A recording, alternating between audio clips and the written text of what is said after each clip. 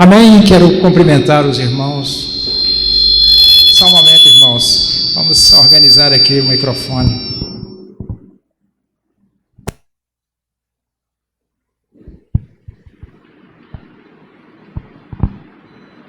Agora sim, queridos.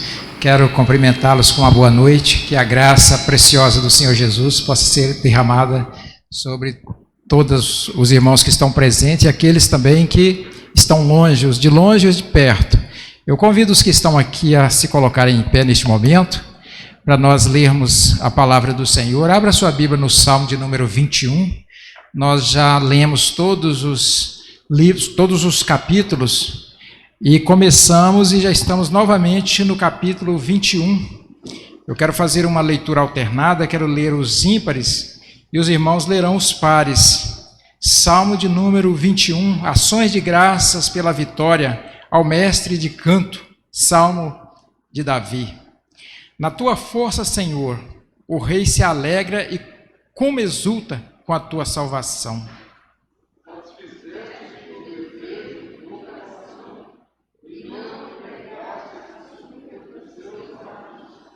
Pois o supres das bênçãos de bondade, pões-lhe na cabeça uma coroa de ouro puro.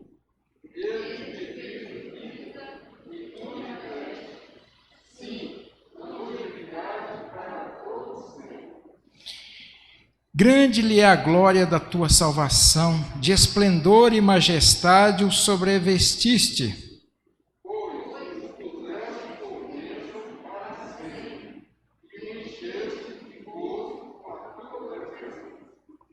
O rei confia no Senhor e pela misericórdia do Altíssimo jamais vacilará.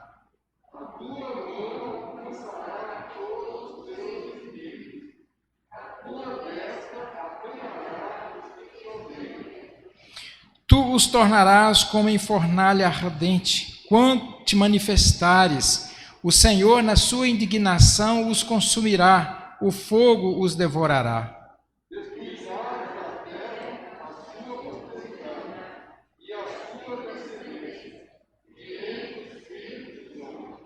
Se contra ti intentares o mal e urdires intrigas, não conseguirão efetuá-los.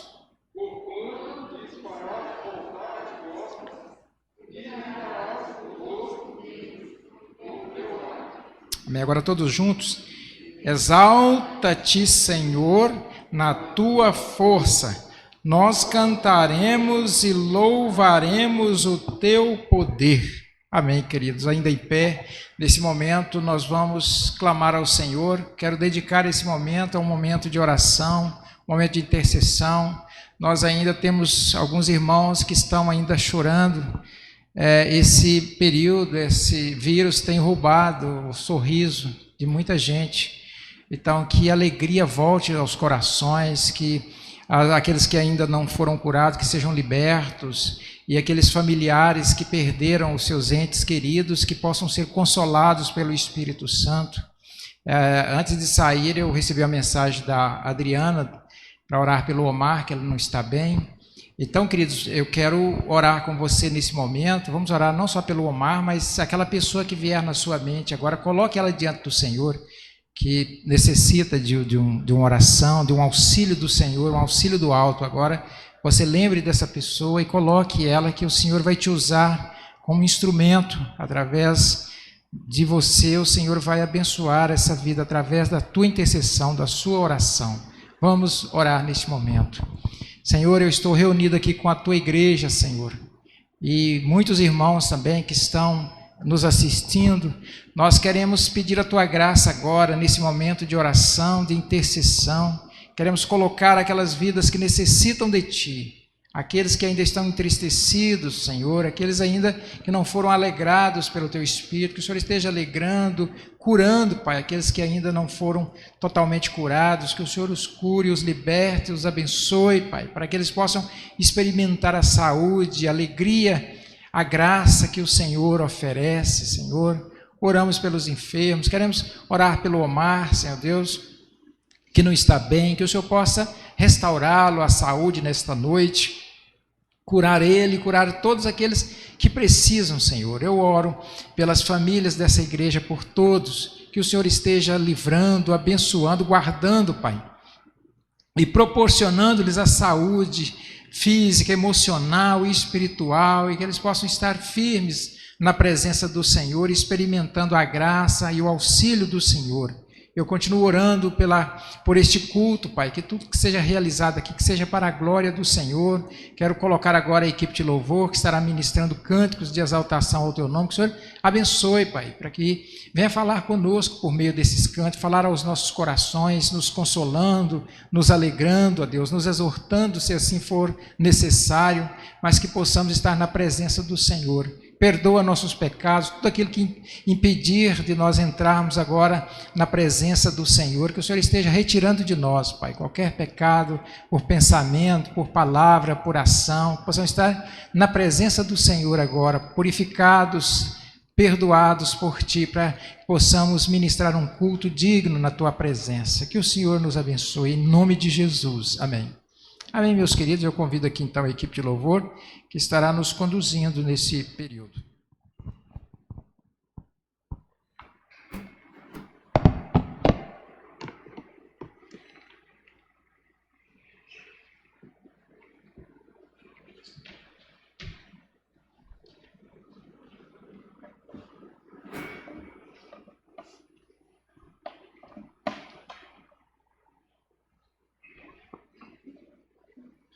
Graça e paz, amada igreja. Vamos louvar o nome do Senhor com os cânticos Rei das Nações.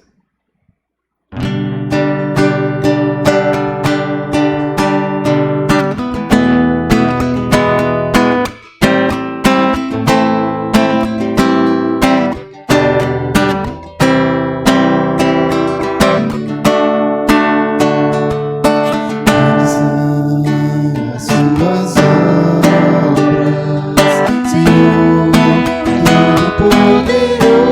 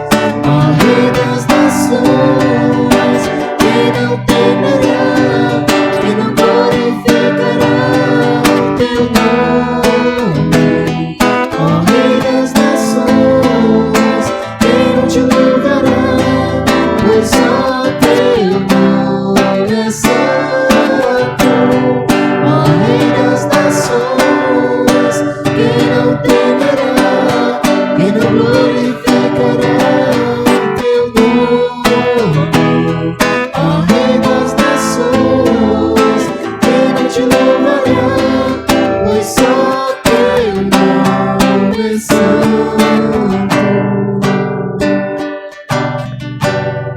Glória a Deus. Aleluia. Louvemos agora o nome do Senhor com o cântico declarado, os frutos do Espírito.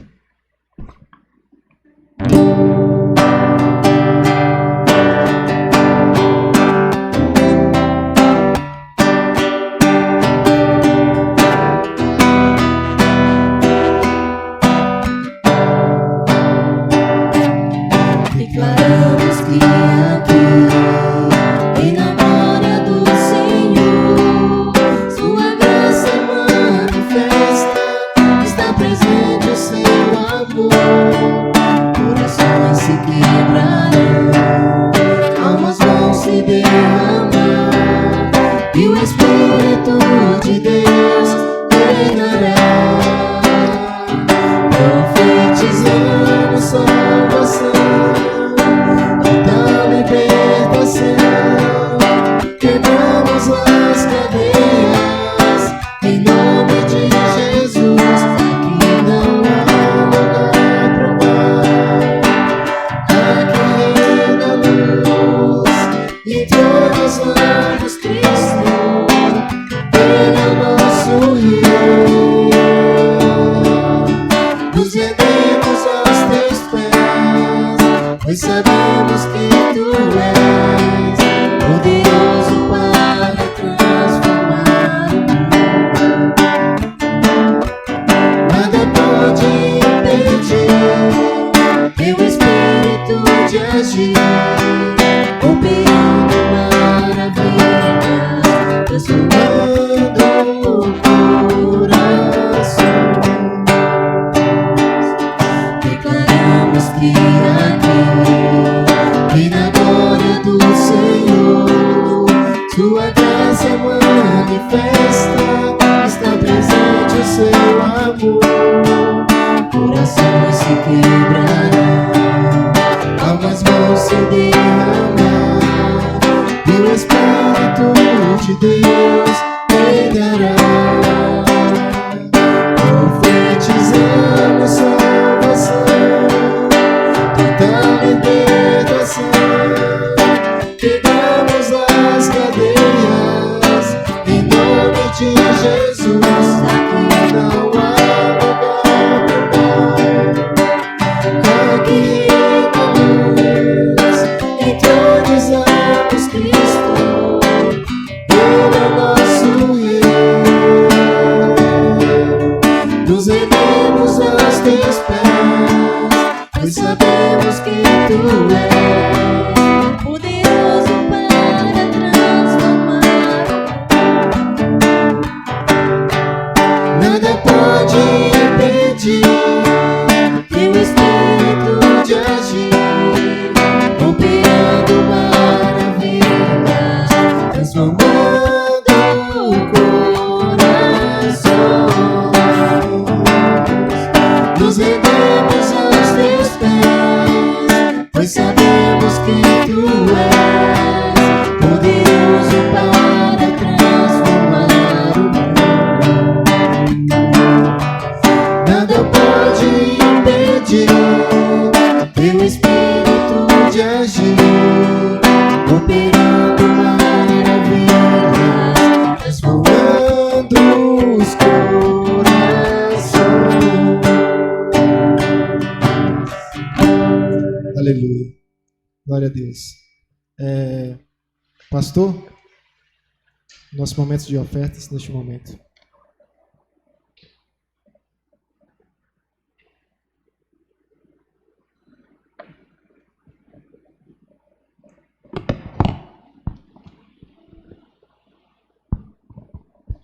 Irmãos, vamos continuar adorando o Senhor para uma outra parte da adoração, que é os nossos dízimos e ofertas. Se alguém trouxe a sua oferta, o seu dízimo, tá certo? O diácono Bonifácio, o presbítero Bonifácio está com os envelopes ali. É só você pegar o envelope. Enquanto isso, nós vamos ler um versículo da palavra do Senhor. Eu gostaria que os irmãos observassem esse versículo, que se encontra em Lucas 6, versículo 38, que diz assim: Dai e dar-se-vos-á, boa medida, recalcada, sacudida, transbordante, generosamente vos darão, porque com a medida com que tiverdes medido, vos medirão também. Que o Senhor abençoe a vida de cada um. E você, enquanto os irmãos entoam o cântico, vamos então louvar o Senhor. Amém. Aleluia. Salmo 96. Cantai ao Senhor.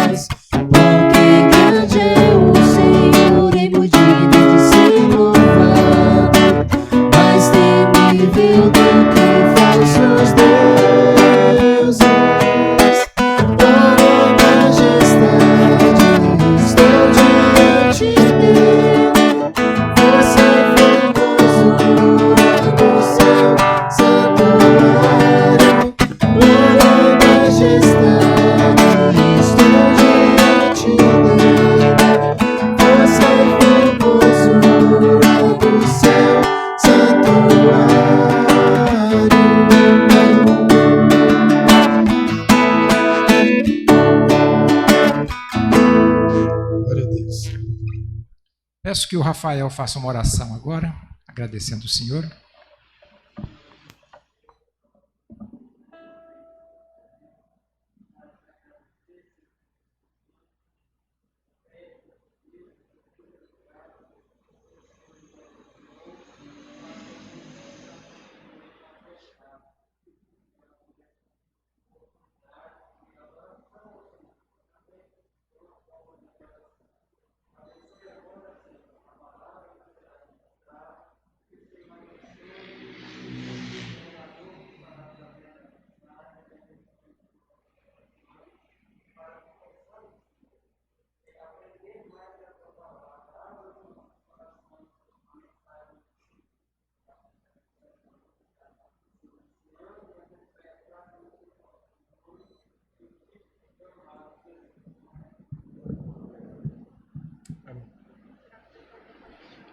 Amém, queridos? Podeis sentar nesse momento. Chegou o momento da palavra, queridos, da palavra de Deus. Vamos pregar agora, proclamar a palavra. E nós estamos recebendo aqui o presbítero Jaime e sua esposa. O presbítero Jaime já trabalhou aqui bastante, não é? Já fez parte dessa igreja. E hoje ele vem trazer uma palavra para a igreja. E eu quero convidá-lo aqui à frente. E estarei orando mais uma vez com ele, para que Deus esteja usando o irmão. E ele estará nos trazendo a palavra. Isso aí, querido. Vamos orar aqui. Fica aqui, presbítero, também. Vamos orar. Senhor, nós estamos aqui com o teu servo. Ele vai nos trazer a tua palavra, Senhor Deus. O presbítero Jaime. Colocamos ele diante do Senhor, que o Senhor possa usá-lo como instrumento do Senhor, como tem feito. Ó Deus, e venha falar aos nossos corações, unja os lábios, a mente do teu servo, para que ele possa proclamar a tua palavra nesse momento, Pai. Nós pedimos tua bênção, não só para ele, mas para nós também, que iremos receber a tua palavra. O Senhor nos abençoe, em nome de Jesus. Amém. Amém. Irmão, fique à vontade.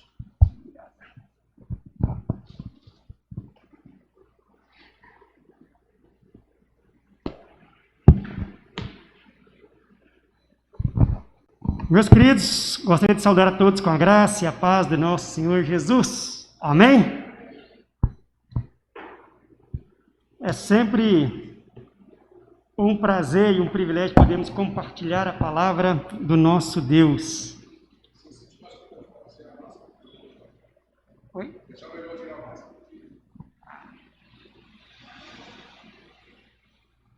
Bem melhor.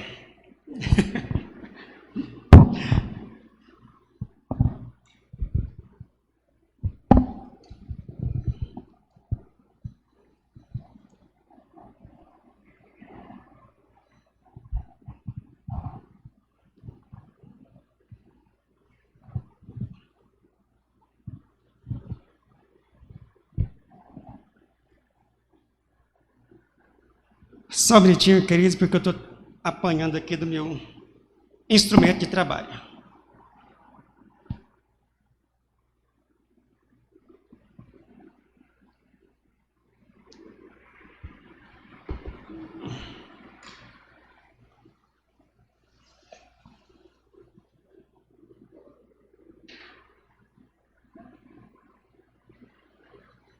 O que você tem?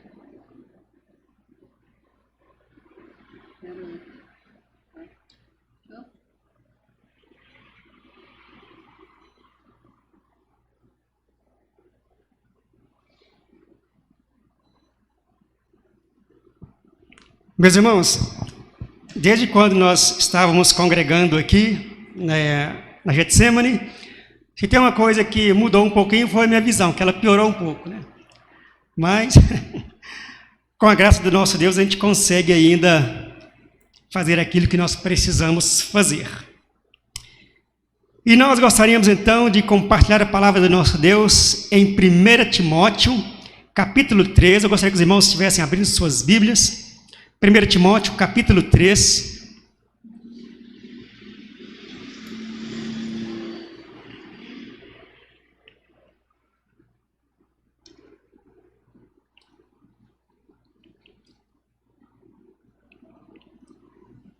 Do verso 1 ao verso 7 nós iremos ler. Tem como título as qualificações dos bispos e dos diáconos. Uma vez que nós teremos daqui a alguns dias eleições para presbítero e diácono, também na nossa igreja, lá na IPN, nós teremos eleições para presbíteros e diáconos, então nós iremos compartilhar um pouco sobre as qualificações dos bispos e diáconos. E diz assim a palavra do nosso Deus: fiel é a palavra, se alguém aspira ao episcopado, a excelente obra almeja. É necessário, portanto, que o bispo seja irrepreensível, esposo de uma só mulher, temperante, sóbrio, modesto, hospitaleiro, apto para ensinar, não dado ao vinho, não violento, porém cordato, inimigo de contendas, não avarento, e que governe bem a própria casa, criando os filhos sob disciplina, com todo o respeito. Pois se alguém não sabe governar a própria casa, como cuidará da igreja de Deus? Não seja neófito, para não suceder que se ensoberbeça e incorra na condenação do diabo. Pelo contrário, é necessário que ele tenha bom testemunho dos de fora, a fim de não cair no opróbrio e no laço do diabo. Amém, queridos? Só até aqui. Vamos orar mais uma vez? Deus bendito, louvado e exaltado seja o teu santo nome, ó Pai. nós te agradecemos, ó Deus, pela oportunidade e privilégio de estarmos na tua casa, ó Pai, para te louvar, para engrandecer o teu santo nome, para podermos compartilhar a tua palavra, Senhor Deus. Rogamos que a tua boa mão esteja sobre nós, ó Pai, que possamos falar tão somente aquilo que vem do Senhor, ó Pai. Em nome de Jesus, abençoe a cada um de nós e que tudo que nós venhamos a fazer seja tão somente para honrar e glorificar o teu santo nome, em nome de Jesus, o teu Filho amado. Amém, Senhor Deus. Amém.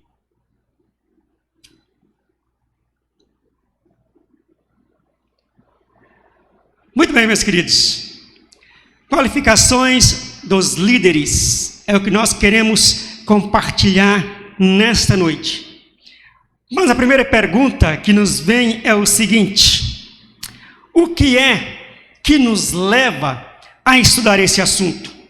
O que é que nos leva a poder compartilhar sobre qualificações do líder na igreja?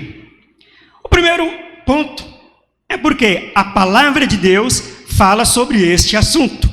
Uma vez que a palavra de Deus fala sobre esse assunto, nós devemos então estudar esse assunto. Uma coisa que nós sempre falamos é que a Bíblia não pode ser setorizada. Esse assunto eu falo, esse eu não falo, esse eu gosto, esse não gosto. Uma vez que está na Bíblia, nós devemos estudar, nós devemos compartilhar. Então, se está na Bíblia, nós estudamos. Amém? O outro ponto. Porque dará discernimento para a igreja para avaliar seus líderes e possíveis líderes. Então, nós estudamos esse assunto sobre qualidades do líder, porque isso vai dar discernimento para que a igreja possa avaliar os seus líderes, bem como seus futuros líderes, aqueles pretensos líderes. Também, porque serve para o líder ou futuro líder fazer uma autoavaliação. Nós estudamos também sobre as qualificações do líder, porque o próprio líder, ou aquele que tem a pretensão de ser líder, irá fazer uma própria avaliação, uma avaliação de si mesmo, para verificar se ele está se enquadrando dentro da palavra de Deus. Então, cada um de nós tem que fazer essa avaliação. Outro ponto, porque é a maneira que Deus tem para orientar a igreja, para que ela reconheça ou não uma pessoa como líder. Então, quando nós estudamos sobre esse assunto que está na Bíblia, é uma forma que Deus tem de nos orientar para que nós possamos aprovar uma pessoa como líder ou não. Mas de que forma que a igreja aprova ou não esse líder, esse pretenso líder? Exatamente observando as qualidades que a palavra de Deus nos ensina, que a palavra de Deus nos mostra. E por fim, queridos, porque a maior parte dessas qualificações todo e qualquer crente deve buscar. Independentemente de você ser líder ou não, de você ter interesse em ser líder ou não, essas qualificações, as maiorias delas, todo crente, todo servo do Senhor Jesus deve procurar buscar. Isso faz parte do servo do Senhor Jesus. Boas qualidades. Isso é o que a palavra de Deus nos ensina.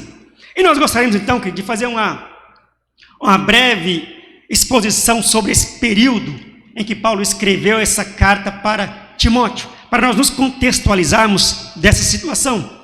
Paulo escreve 3 cartas, 1ª e 2ª Timóteo, e uma carta para Tito, que são chamadas de cartas ou epístolas pastorais, ou seja, são cartas enviadas para pastores, cartas enviadas para líderes, com o objetivo exatamente de orientar esses líderes, orientar estes pastores. E Paulo conhecia muito bem qual era o contexto em que Timóteo vivia, qual o contexto em que Timóteo estava trabalhando e liderando uma igreja. Timóteo estava em uma cidade chamada Éfeso. Uma cidade chamada Éfeso. Uma cidade pagã, com cultos pagãos. E eles adoravam a uma deusa pagã chamada Diana.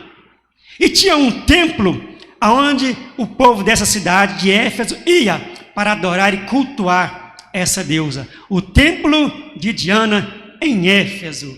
E só a título de curiosidade, esse templo de Diana em Éfeso foi considerado uma das 7 maravilhas do mundo antigo. Aí nós temos assim uma visão da suntuosidade que era esse templo. Uma das 7 maravilhas do mundo antigo. E era dentro desse contexto que Timóteo estava trabalhando.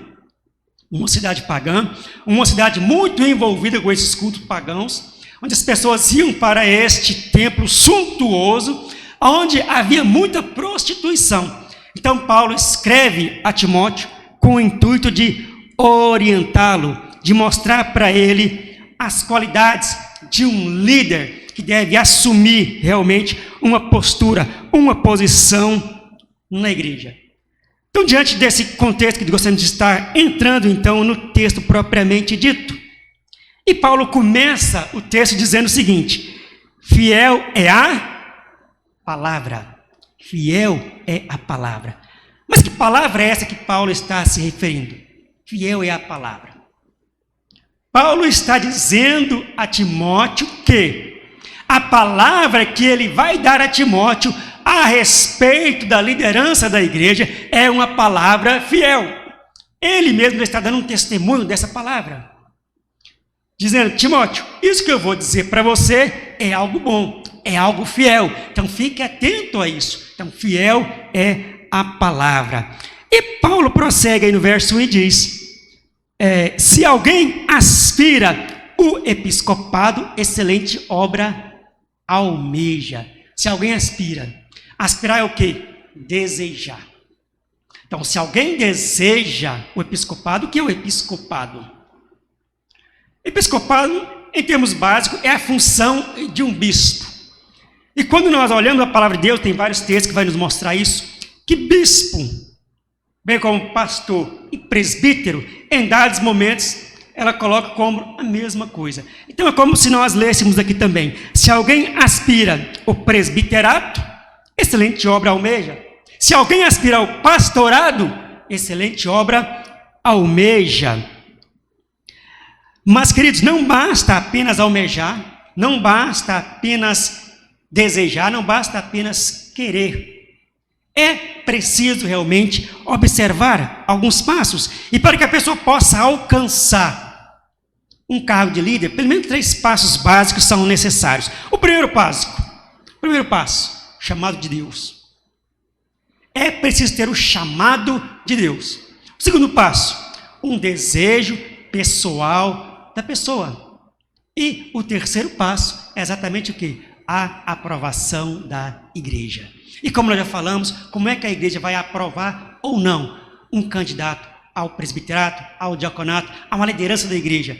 Exatamente observando as qualidades que são impostas aqui na palavra de Deus. Muito bem, queridos. E Paulo, então, ele vai prosseguir nesse texto aqui no verso 1 e vai dizer o seguinte. Verso 2. É necessário que o bispo, é necessário que o pastor, é necessário que o presbítero, é necessário que a liderança. É necessário. Então, quando Paulo utiliza essa expressão, é necessário, ele está demonstrando que aqui não é uma mera questão de dicas. Paulo não está dizendo aqui: Timóteo, vem cá, deixa eu te dar uma dicasinha sobre esse assunto aqui. Não, Paulo não está dizendo isso. Ele está dizendo o seguinte, que isso aqui é fundamental, é condição fundamental, é necessário que.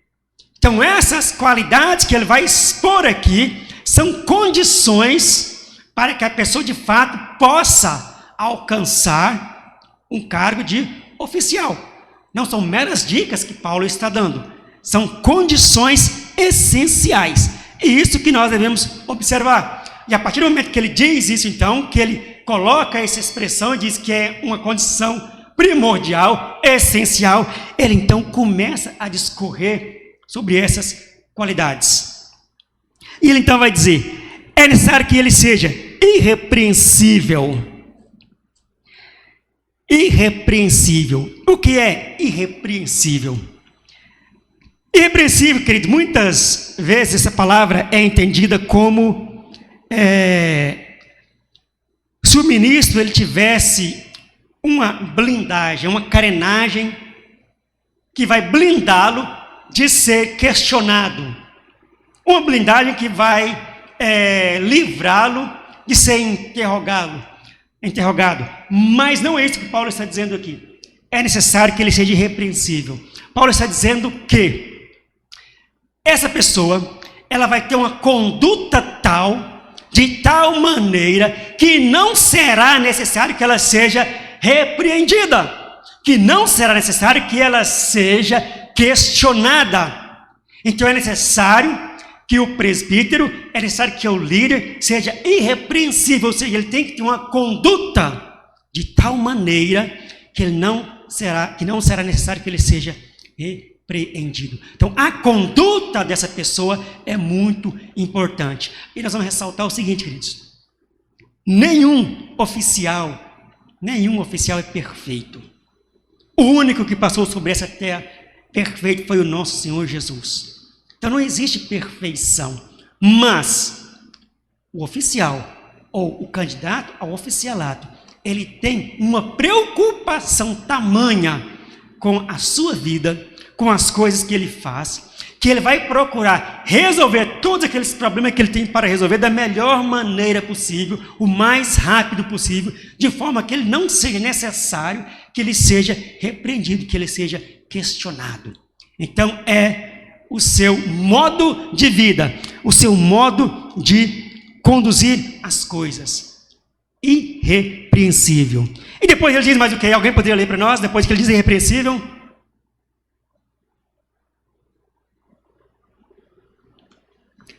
É necessário que ele seja irrepreensível, o que mais, queridos? Esposo de uma só mulher. A tradução literal desse texto é homem de uma só mulher. Essa é a tradução literal dessa expressão. É homem de uma só mulher. Paulo conhecia muito bem o contexto que Timóteo estava vivendo. E ali dentro daquele contexto, dentro daquela cultura, era muito comum a poligamia. Era muito comum. Era muito comum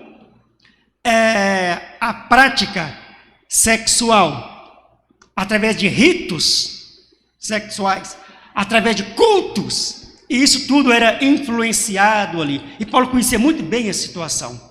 Então Paulo está realmente aqui frisando a questão do casamento monogâmico. Porque o oficial, ele tem que ser um exemplo. Então se ele vai ser um oficial, ele precisa se preocupar com a sua família. Então é essencial que ele seja homem de uma só mulher. Ele precisa dar o exemplo. O oficial, ele precisa dar o exemplo para que os demais possam observá-lo e aí sim cair nesse item anterior, que ele seja irrepreensível. Homem de uma só mulher. É a preocupação que o apóstolo Paulo faz com relação à conduta do oficial, com relação à sua família. Muito bem, queridos. Depois que ele diz homem de uma só mulher, ele fala mais o quê? Temperante. Homem de uma só mulher, temperante. Essa palavra aqui no grego transmite a ideia de estilo abstinente. Quando nós vamos olhar alguns termos desse aqui no dicionário, nós vamos ver vários significados. Temperante, aquele que tempera, aquele que vai intermediar uma situação, né? Quando nós vamos tomar uma água, pesa um copo d'água, a pessoa pergunta: você quer água gelada ou água natural? Você fala: temperada. Então é aquele que vai temperar a situação. E o texto aqui, ele realmente diz, aquela pessoa que tem um estilo abstinente, uma pessoa moderada em todos os aspectos e sentidos. Uma pessoa moderada. Então, o líder, qualquer líder da igreja, seja presbítero, seja diácono, seja pastor, ou um outro líder qualquer, ele precisa ser temperante, ele precisa ser moderado, ele precisa saber conduzir todas as questões da melhor maneira possível, com muita tranquilidade. E isso é muito importante. Depois que ele diz temperante, ele diz o quê? Sóbrio, não é isso? Sóbrio. Sóbrio. Quando nós falamos uma pessoa está sóbria, o primeiro pensamento que nos vem é o quê? Uma pessoa que não está bêbada, não é isso? Uma pessoa que não está bêbada, uma pessoa sóbria. Muito bem. Essa palavra significa prudente. Dentro do contexto, né, aqui do grego, sóbrio significa prudente, disciplinado. Sóbrio é uma pessoa prudente, uma pessoa disciplinada. E também uma pessoa que tem uma mente disciplinada, uma mente com capacidade de resolver os problemas, meio em mesmo a confusão, mesmo em meio a dificuldades. Então, aquela pessoa que tem uma cabeça no lugar, aquela pessoa que tem uma capacidade de pensar e de raciocinar com tranquilidade.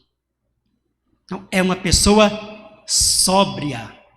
Uma pessoa sóbria. Isso é o que Paulo está dizendo aqui. Pensamentos e objetivos claros. A pessoa tem que ter pensamentos e objetivos claros. Modesto. Modesto significa digno, bem comportado, sereno. Dentro do contexto, volto a dizer, dentro do contexto do grego, isso quer dizer modesto. Pessoa digna, bem comportada, serena. Uma pessoa que realmente que sabe também lidar com as questões. Sempre sereno, sempre tranquilo. Quando nós olhamos para o dicionário, nós vamos também ver que modesta é uma pessoa que simples. Uma pessoa sem grandes ambições. Uma pessoa sem grandes ambições. Mas aqui diz que é preciso uma pessoa que seja digna, uma pessoa que seja comportada, uma pessoa que seja serena. E essa pessoa, queridos, também é uma pessoa ordeira, que é um significado básico também de modesto. Uma pessoa ordeira. Uma pessoa que sabe fazer as coisas. Já pararam para analisar um oficial da igreja desorganizado, bagunceiro, desorientado? Então Paulo tem toda essa preocupação em dizer para Timóteo todas essas questões, né? O obreiro, aquele que vai assumir responsabilidade da igreja, precisa ser uma pessoa realmente organizada, que tenha bons pensamentos, que saiba conduzir as questões da melhor maneira possível. E como nós falamos inicialmente, são questões, são qualidades que cabem a todos nós como servos do Senhor Jesus. Todos nós devemos buscar essas qualidades. Todos nós. Mas a questão é que quando nós falamos em oficial da igreja, é porque esse normalmente está em posição de destaque. Todo mundo está vendo. Todo mundo está vendo. Então ele precisa, da melhor maneira possível, dar o quê? O exemplo. Depois Paulo diz também que essa pessoa precisa ser o quê? Hospitaleiro. O oficial deve ser hospitaleiro. Dentro daquele contexto também ali que Timóteo estava vivendo, naquele período ali, eles reuniam nas casas. Então o anfitrião, ele tinha que ser hospitaleiro. E ali eles recebiam também vários missionários itinerantes. Ali eles recebiam também vários irmãos que eram perseguidos por causa do evangelho. Então, o oficial, ele precisa ser hospitaleiro. Você já experimentou chegar na casa de um oficial, de um pastor, de um presbítero, com o intuito de conversar, às vezes expor algum problema, alguma dificuldade, e você sente que você não está sendo muito bem recebido? Você sente que o ambiente não está muito bom para você? Aí você fica todo desconcertado. Como a gente costuma dizer, né? Perde o rebolado. É algo muito desagradável. Então o oficial, ele precisa ser hospitaleiro. Ele precisa saber receber as pessoas da melhor maneira possível. Hospitaleiro. E por fim, ele precisa ser apto para o quê? Ensinar. O oficial, ele precisa conhecer as doutrinas bíblicas, ele precisa conhecer a maneira como a igreja funciona, ele precisa conhecer Bíblia para que ele possa ensinar. Um oficial, ele precisa ser apto a ensinar. Então ele precisa ser um bom professor, mas ele só vai ser um bom professor se ele conhecer. Se ele não conhecer, ele não terá condição de ser um bom professor. Então veja que é uma responsabilidade muito grande. Ele precisa fazer o quê? Estudar, ler a palavra de Deus, buscar através da oração. E aí, ele precisa estar buscando ao Senhor da melhor maneira possível, para que ele possa ter o entendimento, o conhecimento, para que ele possa transmitir de maneira correta, de maneira exemplar e com convicção. Ele precisa ensinar com convicção. Isso é muito importante. Ter convicção daquilo que está falando. Convicção daquilo que ele está ensinando. Agora, ele só vai fazer isso se ele, de fato, buscar. É preciso haver busca. Se ele não buscar, ele não vai chegar a lugar nenhum. E aí ele não vai também poder transmitir. Nós só vamos conseguir transmitir alguma coisa para alguém se nós tivermos alguma coisa para transmitir. Senão, isso não vai acontecer. Então, o oficial, ele precisa estar apto para ensinar. E eu volto a dizer, ele só vai estar apto a ensinar se ele de fato buscar isso, se ele souber isto. E isso é algo muito importante. E quando nós chegamos no verso 3, Paulo enfatiza nesse verso que o ministro, ele deve ser exemplo de domínio sobre paixões carnais, como por exemplo, bebedeira, intrigas, amor ao dinheiro. Todas essas são condições que Paulo vai trabalhar aqui no verso 3. Intrigas, amor ao dinheiro, domínio próprio.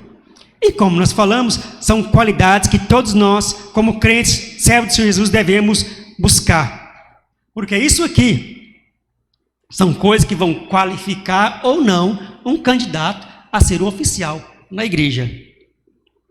Então no verso 3 ele começa dizendo o seguinte: não dado ao quê? Ao vinho. Não dado ao vinho. Essa expressão aqui também, o sentido real dela aqui no grego é colocar-se ao lado do vinho. Colocar-se ao lado do vinho. Naquele contexto, os cultos pagãos eles eram regados a muita bebedeira, para que eles pudessem alcançar aquele estado de euforia. Então usavam muito o vinho, que era a bebida forte que eles tinham na época. Então, nos cultos pagãos eles usavam, é como algumas práticas que nós temos por aí, que eles utilizam de plantas, né, de ervas alucinógenas, para alcançar um estado, aquela coisa, nos seus rituais. Aqui funcionava assim também. Eles faziam uso, a prática do vinho, para criar aquele clima de euforia. E também naquele estado ali, naquela região, uma região muito seca, muito árida, eles faziam muito o uso do vinho. Então Paulo está dizendo aqui, é mais uma condição de autodomínio, de autocontrole. E também Paulo está colocando aqui que ele não é simplesmente a questão de ingerir em si o vinho, mas a questão de o oficial está ligado, está relacionado com beberrões. Não que nós, não que o oficial, não que o crente não possa conversar com a pessoa viciada, que seja em bebida ou qualquer outra coisa. Sim, nós podemos fazer isso, como o próprio Senhor Jesus nos ensinou, porque era com essas pessoas que ele lidava. Era com essas pessoas que Jesus estava lidando. E ele mesmo dizia o quê? Os sãos não precisam de médico. Né? Quem é que precisa dos médicos? Os doentes. Mas Paulo está enfatizando que nós não podemos nos sentir confortável ao lado dessas pessoas. Nós não podemos nos sentir confortáveis neste ambiente de bebedeira. Isso não é um ambiente para nós. Não é um ambiente para oficial. Aí é onde entra a questão também do bom testemunho. Né? Do bom testemunho. Então nós devemos nos colocar numa posição realmente de bom testemunho, visualizando todas estas questões. Então Paulo está dizendo, olha, para ser um oficial, você tem que tomar cuidado com essas questões, não dada ao vinho, colocar-se realmente ao lado, e ter que tomar cuidado realmente. Aquele contexto, que era um contexto muito complicado na época. E, aliás, em alguns aspectos, nosso contexto aqui não é muito diferente. Hoje em dia nós vemos muitas igrejas utilizando, por exemplo, na época do carnaval, né? Temos aqui até blocos evangélicos, falam que é para evangelizar. Aí criam blocos evangélicos. Mas que dá um negócio um tanto quanto complicado. Complicado. Que a pessoa que está lá naquela euforia, naquela bagunça, embriagada, talvez até utilizando outro tipo de drogas, ela não está ali para te ouvir. Jesus te ama. Ela não está ali para te ouvir. Então nós podemos sim evangelizar, mas existem outros momentos que nós podemos fazer isso. Não tem que ser exatamente ali naquele momento. Um ambiente que não condiz com a conduta de um crente, de um cristão, de um servo do Senhor Jesus. Então Paulo está dizendo sobre isso aqui. Não é só uma questão de ingerir, mas uma questão de associar a esse tipo de pessoa, a esse tipo de ambiente. Então nós temos que tomar cuidado com essas questões. A questão do domínio próprio. Domínio próprio. E ele diz também, não o quê? Violento. Aqui é uma questão básica, né, queridos? Simples, não violento. Paulo está dizendo que o oficial, ele tem que saber resolver as questões, sem usar o uso da força. Os falsos mestres ali estavam acostumados com esse tipo de situação. Então, como eu disse, Paulo conhecia aquela situação, ele conhecia aquele contexto. E é por isso que ele está instruindo Timóteo. Os falsos mestres utilizavam muito da força bruta. Qualquer coisa que acontecia, vamos apedrejar. Acontecia outra coisa, vamos dar uma chibatada, pancada nele. Essas pessoas realmente eram espancadas. Então Paulo está dizendo, cuidado, porque não pode ser violento. Nós temos que saber lidar com as questões, nós temos que saber conversar, dialogar e resolver as questões. Não é com violência que nós iremos resolver as questões. E infelizmente, em algumas igrejas, alguns líderes estavam entrando na mesma situação que os falsos mestres e utilizando as práticas de violência. E Paulo diz, não violento, porém o quê? Cordato. Não violento, mas cordato. Ou seja, esta qualidade diz respeito ao líder que necessita ter consideração, ser gentil, ser paciente, gracioso. Não violento, mas gentil. Não violento, mas gracioso. Não violento, mas ter consideração. Quando nós vamos conversar com a pessoa, por exemplo, que seja um oficial da igreja, né? É desagradável quando a pessoa trata a gente assim de forma sem muita gentileza, vamos assim dizer, né? Não, sem gentileza, de forma áspera, grosseira, é extremamente desagradável. E muitas vezes esse tipo de atitude afasta as pessoas da igreja, afasta as pessoas do convívio com os irmãos. Aspereza, né? Áspero, falta de gentileza. E isso é extremamente desagradável. Você vai conversar com uma pessoa na igreja, sempre de cara fechada, sempre de cara amarrada. É desagradável.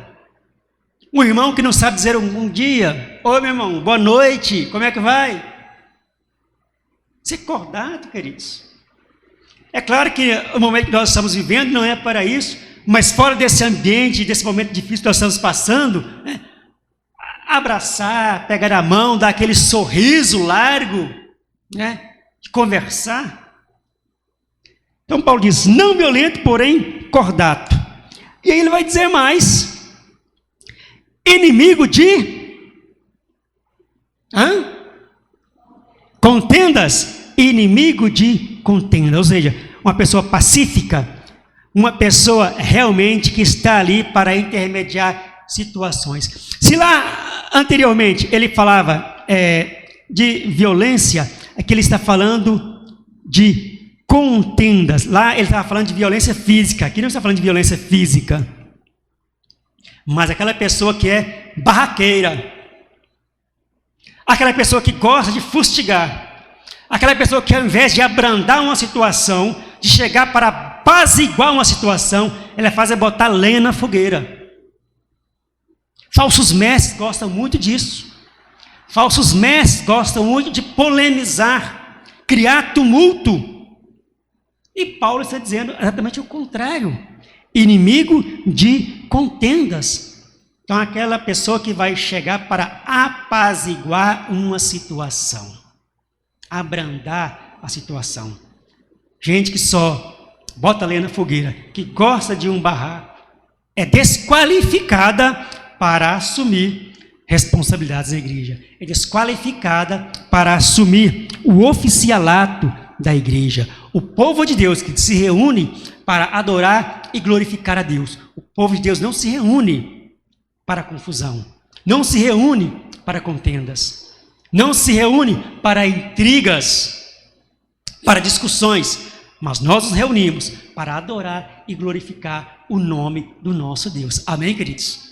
E isso é o que o Paulo está dizendo aqui. A igreja é o povo de Deus. E aí ele vai dizer também, não o quê? Avarento. Esta significa o quê? Não amante ao quê? Ao dinheiro. O dinheiro é um dos pontos mais sensíveis do que diz respeito a ministros, de que respeito a oficiais da igreja. Não avarento. Não amante ao dinheiro. Isso aqui também é muito importante no que diz respeito aos diáconos, porque de um modo geral o diácono lida muito com dinheiro, né?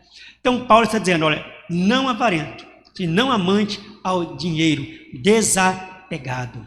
E nós vivemos em um mundo em que nós vemos que essa questão é uma questão muito delicada. E aliás, isto vem desde a época do apóstolo Paulo, exatamente por isso que ele coloca aqui, instruindo a Timóteo, porque era muito comum eles andarem com a gente chama de uma pequena bolsinha, né? Uma capanga, que a gente chama de capanga, para andar com as ofertas recolhidas, né? Então o que acontece? A pessoa precisa ter o cuidado para não se deixar levar por isso e fazer desvio desse dinheiro. Então Paulo está dizendo, olha, toma cuidado, não pode ser avarento, não pode ser amante do dinheiro, tem que ser desapegado. É preciso ser desapegado.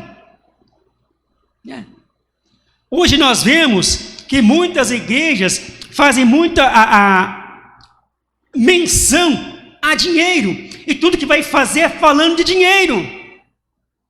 Recentemente aí, vocês devem saber, devem ter visto isso aí, que uma pessoa aí na internet estava vendendo feijão. E caro, não era barato não, com algumas coisinhas escritas lá. Talvez com essa subida do arroz, ele devia vender arroz nesse momento, né? Com essa subida do arroz aí. Então, eles dão muita atenção no que diz respeito a dinheiro. E uma coisa interessante que nós devemos observar é o seguinte, queridos.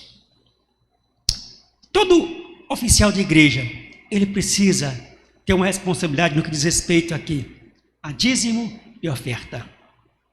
Uma pessoa que não é dizimista, ela não está qualificada para ser um oficial de igreja. Por quê? O dízimo é bíblico. Como nós falamos agora há pouco, o que está na Bíblia nós devemos ensinar.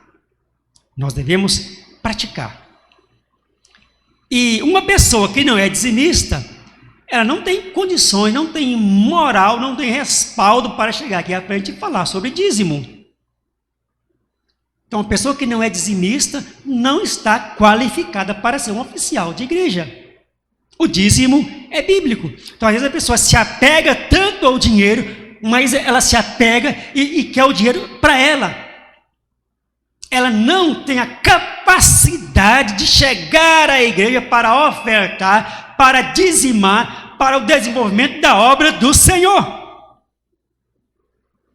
Então, essa é uma qualidade que nós devemos olhar e observar nos nossos irmãos, nas pessoas que estão à nossa volta, né? As pessoas que estão na igreja. Não ser amante do dinheiro, mas ser desapegado. Ter um coração aberto para ser dizimista. Ter um coração aberto para ser ofertante. Para o desenvolvimento da obra do nosso Senhor. Amém, queridos? Isto é muito importante. Não avarento. Não avarento. Quando nós chegamos aqui, nos versos 4 e 5, Paulo expõe o quê? Qualidades do líder com relação ao relacionamento familiar. Éfeso era uma cidade portuária, onde a promiscuidade e a idolatria eram uma característica marcante, né? Então, uma cidade portuária recebia pessoas de vários lugares, de diferentes lugares, né? Existia uma promiscuidade muito grande. Então, aqui no verso 4, Paulo vai falar a respeito do cuidado e do zelo com relação à família. A família. Porque naquele ambiente em que eles viviam, de promiscuidade, era muito complicado, né? Era muito complicado. Então, o oficial, ou pretenso oficial, ele tem que ter um zelo muito grande para com a sua família. E Paulo começa isso lá atrás, quando ele diz: homem de uma só mulher. Você tem que ter uma mulher apenas. Você vai cuidar dela. Você vai ter um zelo com ela. E aqui nos versos 4 e o verso 5, ele vai trabalhar exatamente sobre esta questão. Aí ele começa dizendo o seguinte: governe bem o quê? A sua própria casa. Governar, presidir, ter autoridade sobre.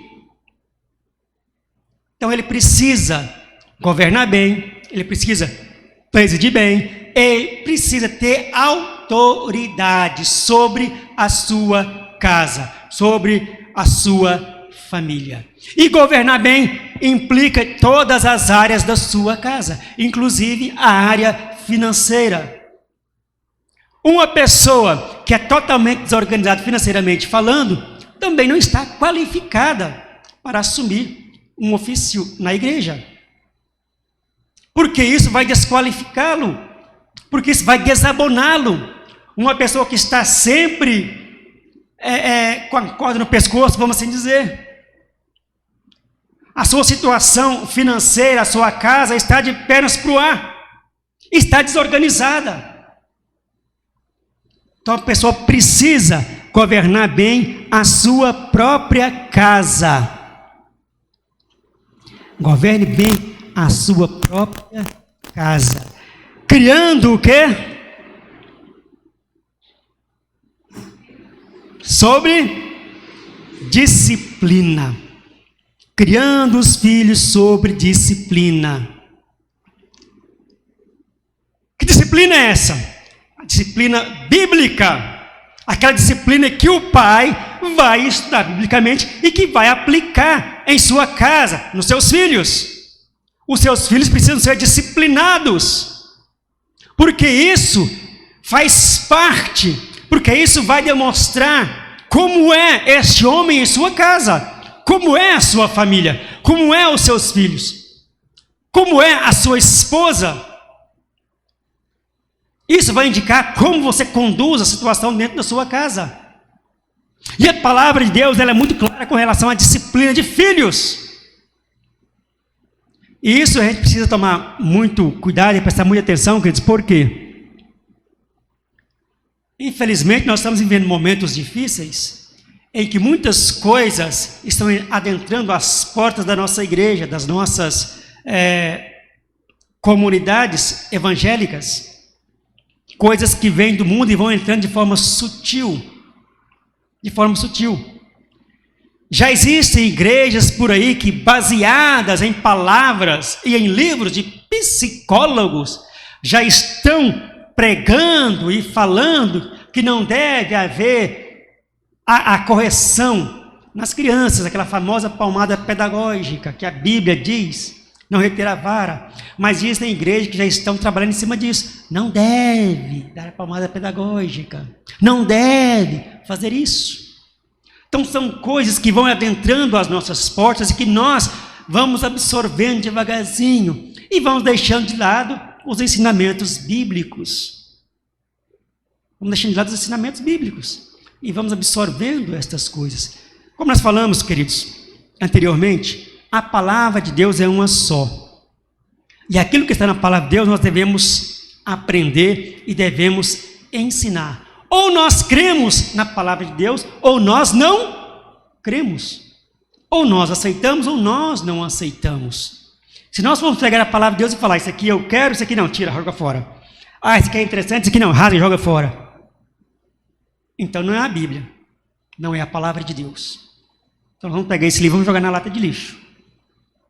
Porque é o que estão fazendo por aí. É o que estão fazendo. De vez em quando aparece a notícia que estão editando uma Bíblia assim, estão editando uma Bíblia assada, porque estão tirando esse assunto da Bíblia que diz que não pode mais ter esse assunto na Bíblia. Então estão editando uma nova Bíblia sem esse assunto. Imagina se cada um for editar uma Bíblia ao seu belo prazer, ao seu belo gosto. O que é que nós vamos ter? Nada. Podemos ter tudo, menos Bíblia. Então, os pais precisam sim corrigir os seus filhos, ensinar os seus filhos, conduzir os seus filhos com disciplina. E o que mais? Com todo respeito, ou seja, dignidade, reverência. Devem ser filhos que não envergonham os seus pais. Nós vemos, queridos, que a coisa está ficando meio complicada. Antigamente, há um bom tempo atrás, nós vimos com todo o respeito que os filhos tinham com os pais, né? Chegava, tomava benção, benção pai, benção mãe. Quando chegava, quando saía, quando ia dormir, vou dormir, benção pai, benção mãe, vou dormir. E isso acabou. Isso acabou. Né? Agora, o apóstolo Paulo está dizendo, com todo o respeito. Precisa ser filhos que respeitem os seus pais, que não venham trazer vergonha para os seus pais. Tem filhos que chegam em casa e só falam assim, oi coroa, e aí velho. São atitudes que não condizem com a palavra de Deus, que não condizem com o servo do Senhor Jesus. Respeito, respeitar. Agora, quer dizer, é importante nós observarmos o seguinte. Somos nós, como pais, é que vamos trabalhar essas questões dentro da nossa casa. Como é que o nosso filho vai nos ver? Como os nossos filhos vão nos ver? Como eles vão nos tratar? É de acordo com aquilo que nós estamos transmitindo para eles. Então é por isso que o apóstolo Paulo trabalha essa questão. Você precisa governar bem a sua casa. Você precisa ter domínio sobre a sua casa. Você precisa disciplinar de forma bíblica aos seus filhos. Ensinamentos bíblicos. É o que Paulo está dizendo aqui. E ele continua dizendo o quê? Pois, se alguém não sabe governar a própria casa, como cuidará da igreja de Deus? Então, aqui Paulo faz um contraponto da casa com a igreja, né? Então, como é a sua conduta na sua casa e como é a sua conduta na igreja. Talvez vocês já tenham visto isso, por exemplo, no seu trabalho, né? Uma pessoa comete alguma coisa, aí a outra faz o comentário. Em casa deve ser desse mesmo jeitinho. Em casa deve ser assim. Bagunceira. Né? Então, queridos, se nós não sabemos organizar a nossa casa, conduzir a nossa casa, como é que nós vamos conduzir a igreja? Como é que nós vamos conduzir o povo de Deus? Então, é o que Paulo está dizendo. Paulo está fazendo um contraponto entre a casa e a igreja. Ou, às vezes, nós temos aqueles que usam a capa de crente. Em casa é um, na igreja é outro. São duas pessoas diferentes. São duas pessoas distintas. Em casa é uma pessoa, na igreja é outra pessoa. Mas aí entra a questão do testemunho dentro da sua própria casa. Porque os seus filhos estão vendo o que você está fazendo. Aí chega em casa, o pai é um amor. Chega na igreja, o pai é um amor. Na igreja, é aquela simpatia em pessoa. Né? Sorri para todo mundo, muito gentil, aquela coisa. Quando chega em casa, Deus nos acuda. Então nós temos que refletir o evangelho do nosso Senhor Jesus nas nossas vidas. Então nós precisamos realmente agir como verdadeiro crente, como verdadeiro servo do Senhor Jesus. Isto é o que o apóstolo Paulo está dizendo aqui, meus queridos. E isso nós não podemos perder de vista.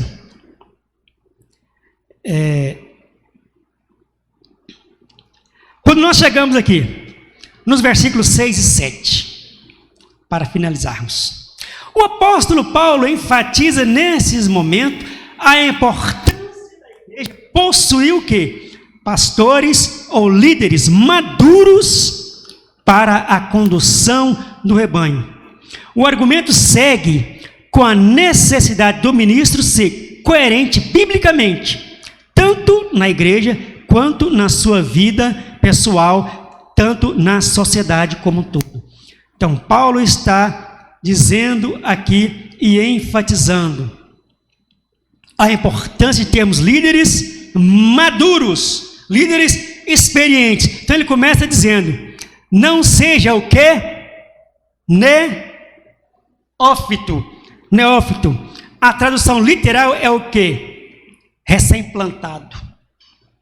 Então, o oficial, o líder, ele não pode ser neófito, ele não pode ser um recém-plantado, um novo na fé. Ele precisa ter um pouco de maturidade. Agora, queridos, é um negócio meio complicado, porque a Bíblia, ela não vem nos estabelecer um tempo necessário para que a pessoa possa amadurecer, possa crescer espiritualmente, porque isso vai de cada um. Isso implica em busca, uma busca pessoal. Infelizmente, nós temos pessoas que têm uma vida na igreja e que não cresceram, que não amadureceram. Tem 5, 10, 15 anos dentro da igreja e que não amadureceram. Com 15 anos é a mesma pessoa de tantos anos atrás. Não cresceu, não evoluiu espiritualmente. Mas Paulo está ressaltando a importância dos oficiais serem pessoas maduras, pessoas experientes, que tenham condições de fato de assumir esse tipo de responsabilidade. O novo é muito complicado. Agora, não é simplesmente uma questão de novo na igreja. Como eu disse, tem pessoas que têm uma vida dentro da igreja, mas que não cresceram, não amadureceram, não desenvolveram. E aí se torna uma situação muito complicada. Mas o que é que Paulo continua dizendo aí, querido? Depois que ele diz novo na fé, neófito. Para quê? para não suceder que ensoberbeça. Então, não pode ser um novo na fé, para não acontecer que ele venha a se ensoberbecer. Deixar, digamos, e subir a cabeça. Ficar soberbo, altivo, achando que é o dono da situação.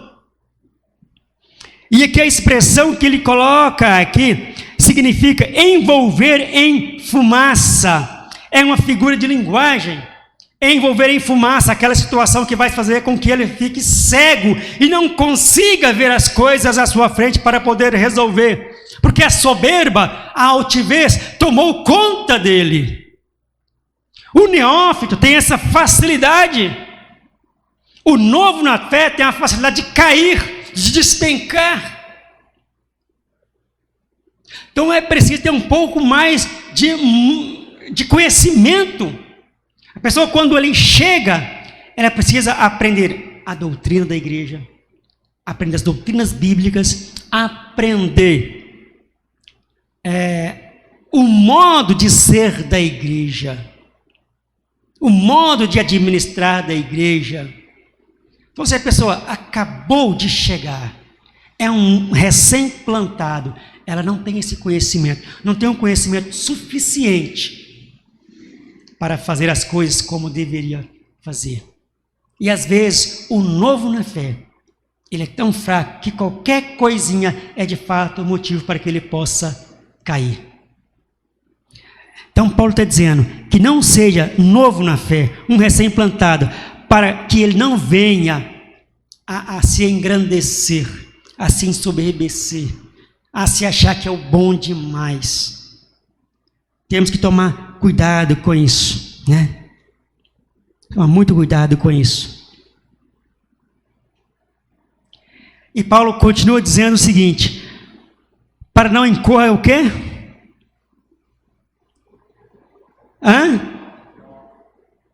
Que ele seja, para não incorrer na condenação do diabo. Então Paulo está alertando a Timóteo sobre a gravidade das consequências de colocar pessoas imaturas na liderança. As consequências gravíssimas. Paulo está dizendo, cuidado, porque as consequências podem ser muito graves. Muito graves. Então tomem cuidado com pessoas novas na fé. Isso de fato é um negócio complicado, porque muitas vezes chega uma pessoa na igreja, a gente mal conhece a pessoa e já estamos dando responsabilidade para ela. Então vai fazer isso. A gente mal conhece a pessoa. E uma coisa que é importante nós salientarmos, que o oficial da igreja, ele precisa ser o quê? Um crente convertido. Por que eu estou dizendo isso? Porque parece que a qualidade dentro das nossas igrejas caiu tanto, o negócio caiu tanto, que estamos correndo o risco de coisa que já aconteceu, de serem eleitos presbíteros, de serem eleitos diáconos, pessoas que nem crentes são. Não são crentes convertidos. Imagine o estrago que é isso na vida da igreja. O estrago que é na vida dos irmãos. Uma pessoa que nem crente é, e é eleita, é colocado como autoridade dentro da igreja. Uma autoridade dentro da igreja. Nós precisamos ter em mente que quando uma pessoa é eleita um presbítero, nós estamos dizendo, olha, essa pessoa tem autoridade espiritual na minha vida. Um presbítero tem autoridade espiritual na vida dos irmãos. Então, é uma responsabilidade muito grande quando nós vamos eleger um presbítero, quando nós vamos eleger um oficial na igreja. Nós, como igreja, temos essa parcela de responsabilidade. É por isso que é tão importante nós lermos e estudarmos as qualidades que a palavra de Deus está nos mostrando. Que a nossa responsabilidade é muito grande. E nós seremos cobrados. Nós seremos cobrados. Por quê? A eleição é algo muito sério. Nós não podemos ficar elegendo pessoas porque é a minha preferência pessoal. Eu gosto de fulano mais do que ciclano, então eu vou votar em fulano, que ele, né, tal. Não é preferência pessoal. Nós temos que orar, buscar a Deus para que Deus possa nos mostrar, e o nosso papel, orar, buscar a Deus e observarmos estas qualidades. Fulano se enquadra aqui ou não? Por mais que eu goste dele, mas ele se enquadre aqui ou não? Isso é que nós devemos fazer. Preferências pessoais, queridos, não é um fator que nós devemos levar em conta na hora de votar. Não é um fator que nós devemos observar. Temos que observar a palavra de Deus. O que é que ela está nos mostrando? O que é que ela está nos dizendo? Então, isso que nós temos que observar. E Paulo está falando sobre essa responsabilidade aqui. A gravidade de uma situação como essa. Aí ele continua dizendo o quê? Pelo contrário, não é isso? Está dizendo aí? Pelo contrário, é necessário que ele tenha bom testemunho dos de fora. O bom testemunho do pastor, do oficial, é indispensável, tanto em sua casa, como na igreja, como em todo e qualquer ambiente que ele estiver. O bom testemunho é de suma importância, porque isso afeta a vida da igreja, isso afeta a vida dos irmãos. Um oficial que não tem um bom testemunho estraga a vida da igreja, porque as pessoas realmente apontam o dedo, as pessoas realmente comentam, elas falam. E aquele cara ali é daquela igreja lá. E ele ainda é pastor daquela igreja. Ele ainda é oficial naquela igreja. Mas olha o que ele faz. Olha como é a vida dele. Olha o que ele apronta. E isso estraga o bom desenvolvimento do trabalho, querido. Então é preciso ter um bom testemunho, tanto dos dentro de casa, como dos de fora de casa. É aquilo que nós acabamos de falar. Não podemos ter duas pessoas distintas. Em casa é uma, na igreja é outra, e às vezes temos três, e na rua é outra. Em casa age de uma forma, na igreja age de outra forma, e lá na rua age de outra forma. 3 em 1. Então é preciso nós pensarmos sobre isso. Qual é o testemunho que eu, como servo do Senhor Jesus, estou dando aí fora? Como é que o meu colega de trabalho está me vendo? Como é que o meu vizinho está me vendo? Como é que os meus amigos, de um modo geral, estão me vendo? Como? Testemunho é fundamental na vida do servo do Senhor Jesus. Isto é fundamental, que nós devemos realmente pensarmos nisso e observarmos isso. E ele continua dizendo o quê? A fim de não cairmos no opróbrio do laço do diabo. E mais uma vez ele cita aqui o diabo. Lá em cima ele fala a respeito da condenação, a mesma condenação que o diabo levou. E aqui ele fala sobre as atitudes. O diabo, ele está ativo, né? Ele está ativo. Ele vai fazer o quê? Ciladas. Ele vai fazer arapucas com o objetivo de pegar o servo do Senhor Jesus, o opróbrio, envergonhar. Envergonhar o servo do Senhor Jesus. Todos nós temos algumas fraquezas, temos algumas dificuldades, e o diabo está aí exatamente observando essas coisas, porque ele vai usar essas nossas fraquezas contra nós, porque o objetivo é de fato fazer com que nós venhamos a passar vergonha, é nos desmoralizar diante da sociedade. Então nós temos que tomar cuidado com isso, queridos. O bom testemunho. Tomamos cuidado para não cair no laço do diabo, nas armadilhas do diabo. E ele está aí à espreita. E se nós vacilarmos, ele vai dar o bote. Ele vai dar o bote. Então o servo do Senhor Jesus, ele tem que estar atento. Oração. leitura da palavra, busca. Temos que buscar. Nós precisamos ter intimidade com Deus. Isso é de suma importância para o servo do Senhor Jesus. Intimidade com Deus. E nos fortalecemos na palavra. Amém, queridos? Isso é o que nós devemos buscar. Intimidade com Deus.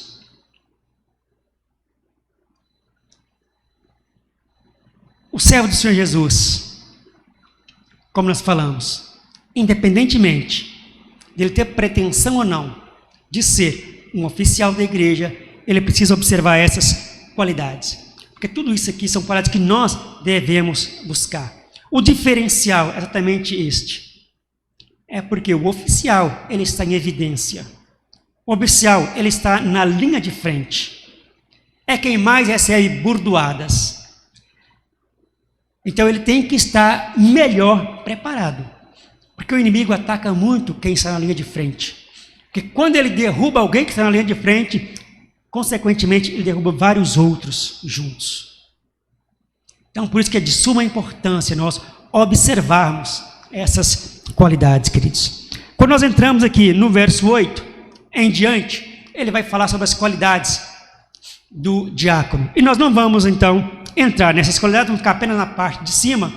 Por quê? É basicamente as mesmas qualificações, tanto em cima como embaixo. Existe apenas uma diferença aqui. Então veja bem, tanto o presbítero como o diácono precisam ter as mesmas qualificações. E todos nós, como servos do Senhor Jesus. A diferença que nós temos aqui na parte de cima como na parte de baixo é apenas uma, que é, quando diz respeito ao presbítero, diz que ele tem que estar apto para ensinar. E na parte dos diáconos, não diz isso. Ele não tem que estar apto para ensinar. Isso não quer dizer que o diácono não possa ensinar. Isso não quer dizer que o diácono não possa ser professor. Nós temos excelentes professores que são diáconos, né? Mas aqui, Paulo está colocando essa questão apenas para os presbíteros. Talvez porque lá em Atos, capítulo 6, verso 13, se eu não me engano, quando houve a instituição dos diáconos, por que houve a instituição dos diáconos ali? Os diáconos precisavam fazer o quê? Eles eram auxiliares dos discípulos, dos apóstolos, dos presbíteros. Eles eram auxiliares. O que estava acontecendo ali? As viúvas as viúvas dos gregos, se não me engano, estavam sendo o quê? Esquecidas na distribuição do pão. Estavam sendo esquecidas na distribuição da cesta básica. Então eles começaram a reclamar. Então o que os apóstolos fizeram o quê? Então, vamos escolher o quê? 7 homens de boa reputação, com sabedoria, cheios do Espírito Santo, para que possam assumir essa função. Porque não é razoável, não é coerente, não é bom que a gente deixe a palavra, que a gente deixe de ensinar para ir tomar conta dessa situação. Então foi o que aconteceu ali. Então vamos instituir um grupo de homens de boa reputação para que eles possam assumir o diaconato e estarem auxiliando nesse serviço. E nós vamos continuar a nos dedicar em quê? Na pregação, no ensino, na evangelização e na oração.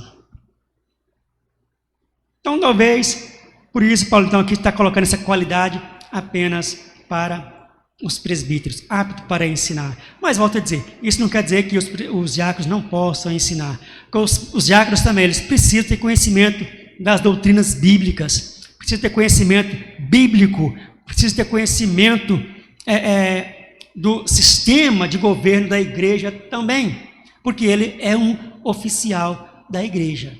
Ele é um oficial da igreja.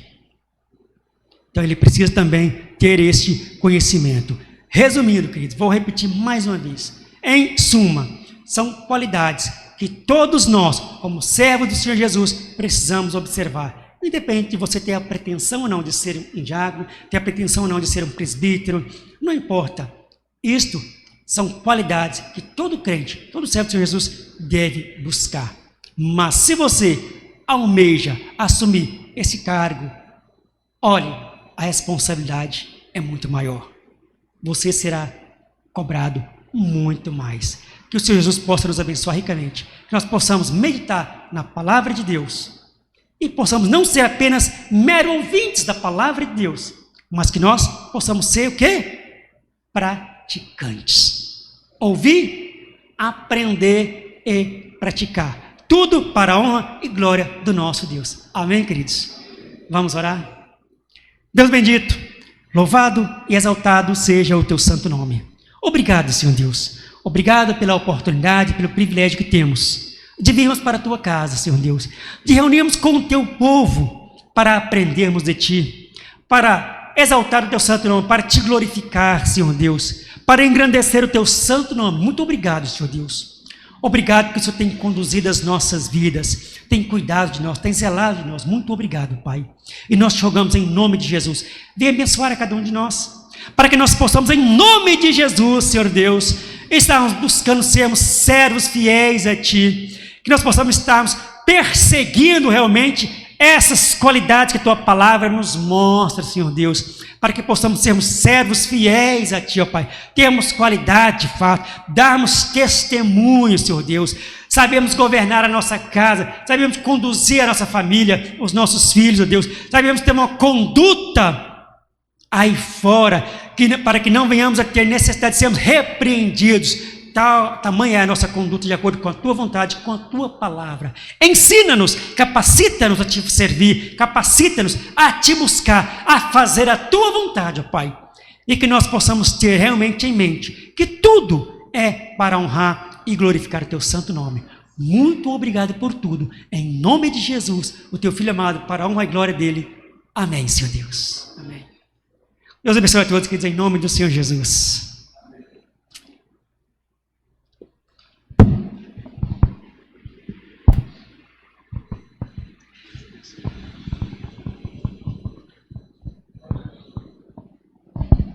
Queridos, uma palavra oportuna do presbítero Jaime, porque nós de fato estamos no processo de eleição, vamos eleger aí presbíteros e diáconos, e essas orientações são essenciais, elas são de fato necessárias, precisamos delas.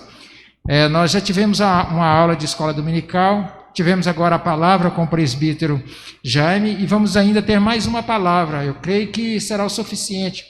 Essa palavra de hoje foi muito boa do presbítero Jaime, bem completa.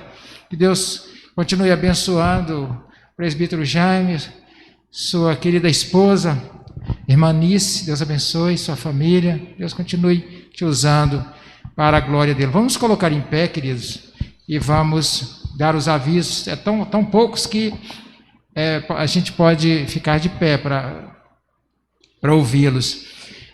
Nós já deveríamos já ter aberto para as indicações, mas de fato nós precisamos organizar o rol de membros. Houve uma transição de pastores esse período aí da pandemia, e isso fica complexo a nossa lista, o nosso rol de membros.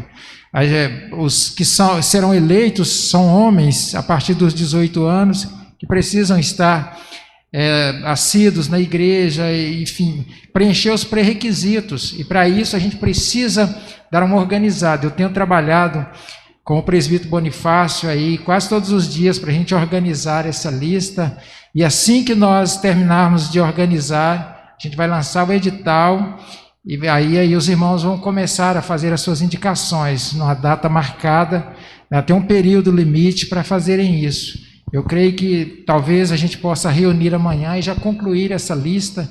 Tem novos irmãos que entraram aí, que precisam de estar inclusos aí, e que o Senhor nos abençoe. Assim que estiver pronta essa lista, vamos lançar o edital e a data para que os irmãos possam trazer as suas indicações, para a gente reunir o conselho e conversar com esses irmãos e fazer a assembleia de eleição, de votação, tá certo, queridos?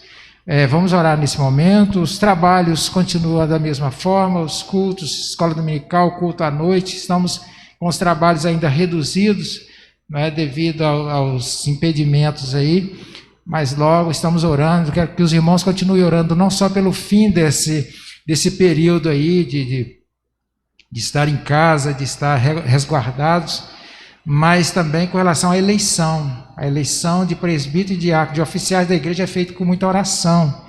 Que o Senhor esteja orientando cada um nas escolhas, nas indicações, e assim vamos caminhando na graça do Senhor. Vamos fazer a oração final, pedindo ao Senhor uma semana abençoada. Senhor, nós te agradecemos por este culto, Deus, por tudo que foi realizado aqui, por essa palavra de orientação, Pai, que o teu servo trouxe para a tua igreja. O Senhor continue abençoando ele, a família dele, todos nós. Possamos estar em oração, Pai, clamando ao Senhor, porque é o Senhor que nos orienta, é o Senhor que cuida de nós, que nos livra de todo o mal. Que esta igreja possa estar orando, invocando a tua presença a todo momento, pedindo a bênção e a direção do Senhor. O Senhor nos dê uma semana de paz, uma semana de bênção, aqueles que estarão trabalhando, estudando, desenvolvendo as suas mais diferentes atividades, que o Senhor esteja abençoando e conduzindo cada um conforme a vontade do Senhor. Te agradecemos e pedimos o teu cuidado, a tua direção, a tua bênção sobre as nossas famílias, sobre as nossas vidas. Oramos assim em nome de Jesus. Amém. E agora, queridos, ide em paz, que a graça preciosa do Senhor Jesus, o amor indescritível do Pai e a consolação, a presença, o conforto do Espírito Santo esteja com todo o povo de Deus e com esta pequena partícula desse povo aqui, que é esta igreja Getsemane. Em nome do Pai, do Filho e do Espírito Santo de Deus. Amém. Amém, queridos. Amém.